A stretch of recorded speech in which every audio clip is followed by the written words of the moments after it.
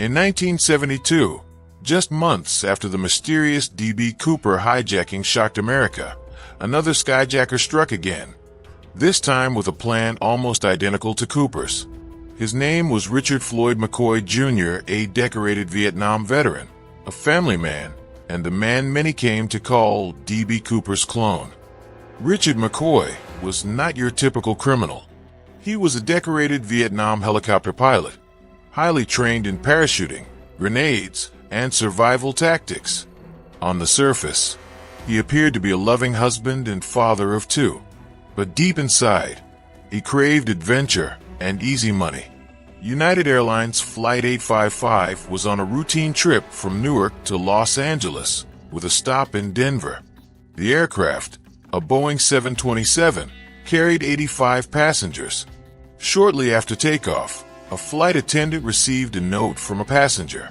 Written in bold letters, it read, "I have a grenade and a gun.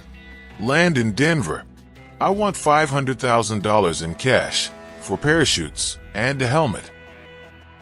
The crew instantly recognized the chilling similarity. This was another D.B. Cooper-style hijacking. When the plane landed in Denver, the FBI and airline had little choice but to comply. McCoy's demands were met. He received $500,000 in cash, for parachutes, and a flight helmet. Passengers were released safely, but McCoy ordered the crew to take off again. His instructions were simple: keep flying between Salt Lake City and New York. As the plane circled in the night sky, McCoy quietly prepared his gear. At around 10,000 feet, somewhere over Utah, McCoy strapped on a parachute, secured the ransom money in a bag, and put on the helmet.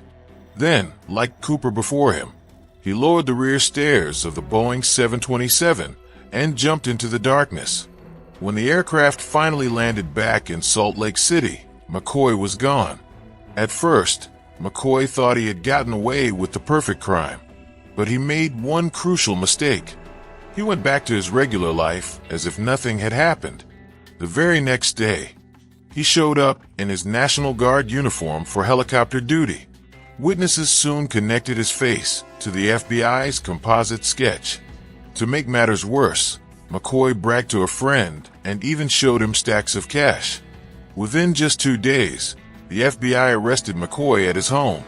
Inside, they discovered the ransom money, a parachute, and the helmet.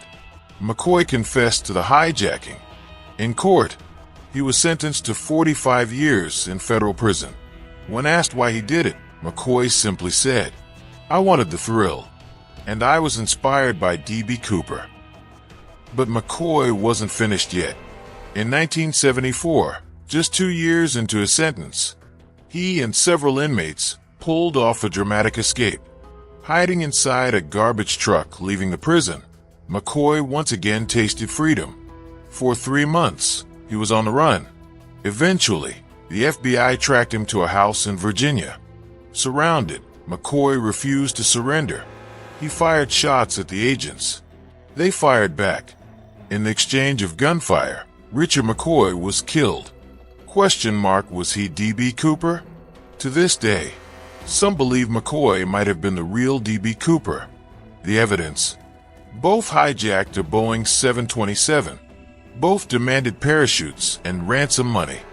Both escaped through the rear stairs into the night sky.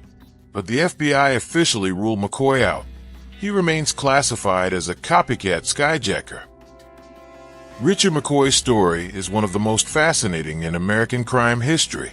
A war hero, a loving father, and yet, a man consumed by the thrill of danger. In the end, his daring hijacking made him a legend, not as D.B. Cooper, but as the man who tried to follow in his shadow.